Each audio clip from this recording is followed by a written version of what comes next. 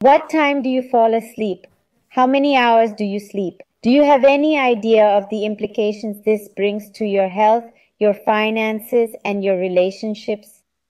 Do you measure how many aspects of your life are impacted by the quality of your sleep? I am Rocio Santibanez, and I welcome you to episode 20 of the fourth season of 21 Ways to Empower Yourself on the Self-Esteem Now podcast. I confess that throughout my life I have had bad sleep habits. I didn't notice any consequences, but it's not that I didn't have them, I just didn't realize it. When I didn't have children yet and it wasn't time for cell phones, I would still stay up very late watching TV. And of course, the next day I woke up tired, irritable, apathetic about everything I had to do. That's how I went throughout the day, distracted and erratic, thinking that this was just how I was. On weekends, I woke up very late after having slept very late too. I could sleep for 10 to 12 hours, but I had the same behavior pattern throughout the day because I really didn't feel rested, but I didn't realize it because I thought that was just my personality. When I had children, everything became worse because, as you know, young children are relentless. They wake up very early regardless of what happened the previous day. I used the nights to do everything I couldn't get done during the day. And of course, I kept feeling the same as always, tired, irritable, indifferent, erratic, etc. throughout my daytime activities. And that was my life until the day I read the book Atomic Habits, as I've shared in other episodes. This book transformed my life because I realized the power of habits and how much they can change your life if you implement them intelligently and strategically. From then on, I've been implementing new habits until they become mine, until I do them naturally. And of course, this has led me to achieve completely different results than before. Then I read the Book of Miracle Mornings, but starting the day very early for a long period wasn't an option for me because honestly, during the day I couldn't do many things when my children were awake. I had to wait until they were asleep. But then I realized that where there's a will, there's a way. I started setting bedtimes, first at midnight, then I lowered it to 11 at night, and right now I'm at 10:30 in the evening. But I started waking up at 7, then at 6, and now I wake up every day at 5:30. I do this in order to do those things I never have time for during the day for my own well-being, such as spending a few minutes meditating, exercising, having a gratitude breakfast, drinking my lemon water which contains potassium, magnesium, and so on. Different small habits, little ones that help me maintain good health and maintain a good attitude throughout the day. I can tell you that the change has been very telling. I realized that by going to bed early at 10:30 p.m. and waking up at 5:30 a.m., which amounts to 7 hours of sleep, I feel more active the following day, more focused, like I have better organizing ability for my job, my health, and my family. I always do the same thing at the same times. Therefore, my productivity in every sense has improved tremendously. And of course, that makes me feel more satisfied and more relaxed because I quickly finish my tasks. On the other hand, I have also gained the ability to concentrate, creativity. Seriously, also, my finances have significantly improved since then. My relationships have been impacted because my mood is different, my health is also different, and I feel fit.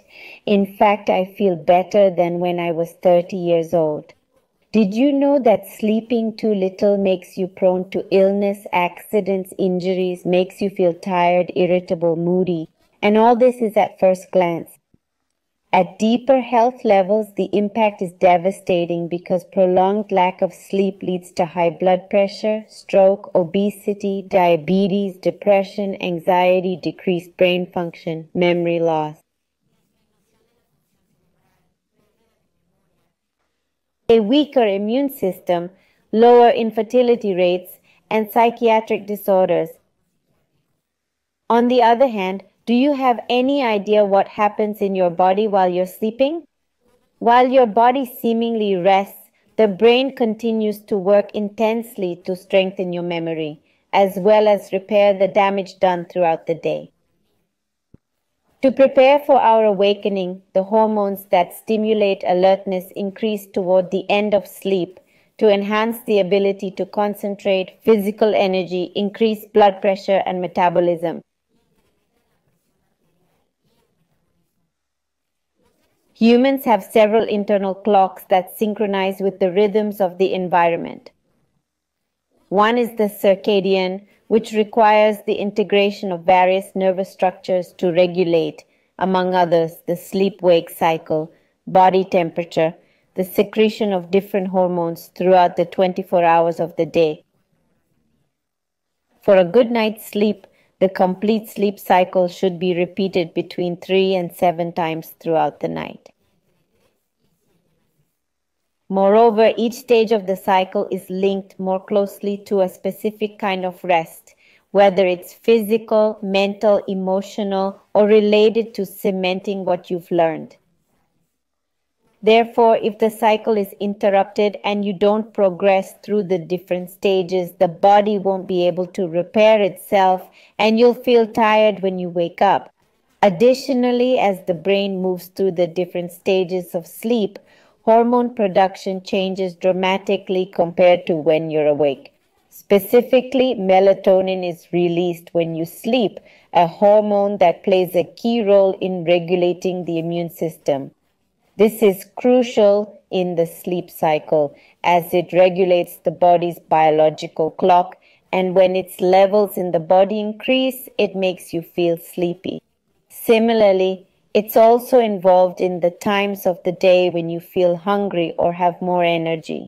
And as if all this weren't enough, it's also a powerful antioxidant. On the other hand, when you don't sleep well or reduce your sleep hours, the levels of leptin and ghrelin in the body get out of control, the hormones responsible for appetite and creating a feeling of satiety, something that will undoubtedly affect your metabolism. In the heart, your heart rate and blood pressure change. Similarly, the night is also the time when your bones and muscles can rest. When sleeping horizontally, the joints don't need to support the body's weight, so your muscles relax. Throughout the sleep phases, your muscle tone is altered, and when you reach the REM phase, you experience a very marked reduction. On the other hand, in the spine, the intervertebral discs regenerate and are filled with a key substance for performing their cushioning function. This happens because when the load decreases while we're lying down, the discs in the spine are no longer compressed and the separation between vertebrae increases. That's why our height can increase up to 2 centimeters overnight. On the other hand, eyesight regenerates and the skin expels toxins. In addition to eliminating these toxins accumulated during the day, damaged elements like elastin and collagen are also eliminated and then replaced by new fibers. This whole skin renewal process that occurs throughout the night causes a great loss of water, making the skin more dehydrated at night than during the day. Do you realize now why sleep is so important? Because it's crucial that we consciously and willingly adopt new sleeping habits. At least 7 hours for both you and your family. This will make a significant difference in relationships, in health, in your ability to progress in life, and will increase levels of happiness, tranquility, and harmony. It's certainly worth giving it a try. See you in the next episode.